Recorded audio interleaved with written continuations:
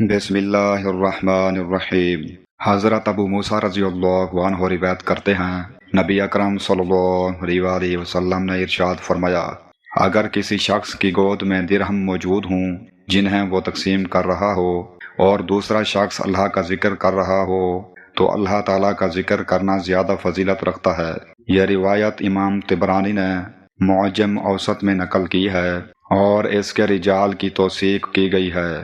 مجمع الزوائد حدیث نمبر 16751۔ اس حدیث میں ذکر الہی کی عظیم فضیلت بیان کی گئی ہے۔ صدقہ و خیرات بہت بڑا نیک عمل ہے، لیکن اخلاص کے ساتھ اللہ کا ذکر بھی نہایت افضل عبادت ہے۔ ذکر اللہ دل کو سکون، ایمان کو مضبوط اور انسان کو اللہ کے قریب کرتا ہے۔ مسلمان کو چاہیے کہ وہ ہر حال میں اپنی زبان کو تسبیح، تحلیل، استغفار اور درود شریف سے تر رکھے۔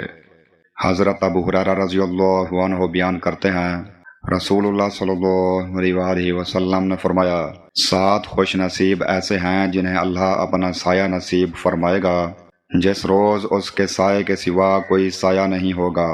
عادل حکمران، وہ نوجوان جو اللہ کی عبادت میں پروان چڑھا، وہ آدمی جس کا دل مسجد کے ساتھ معلق ہے، جب مسجد سے نکلتا ہے تو وہ مسجد سے لا تعلق نہیں رہتا حتیٰ کہ وہ وہاں لوٹ جاتا ہے۔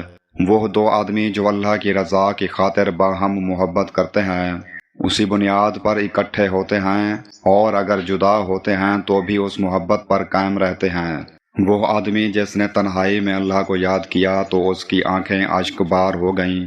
وہ آدمی جسے حسب و جمال والی دوشیزہ نے برائی کی دعوت دی تو اس نے کہا، میں اللہ سے ڈرتا ہوں۔ اور وہ آدمی جس نے جو صدقہ کیا، اس نے اسے اس قدر مخفی رکھا حتیٰ کہ اس کا بایاں ہاتھ نہیں جانتا کہ اس کے دائیں ہاتھ نے کیا خرچ کیا ہے۔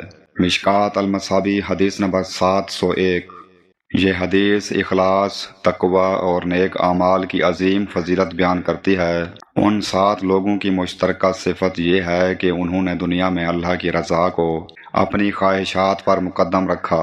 اللہ تعالیٰ قیامت کے سخت دن میں انہیں خصوصی رحمت اور حفاظت عطا فرمائے گا۔ اس حدیث سے معلوم ہوتا ہے کہ عدل، عبادت، مسجد سے تعلق، خالص محبت، اللہ کا خوف اور پوشیدہ نیکیاں انسان کو بلند درجات تک پہنچاتی ہیں۔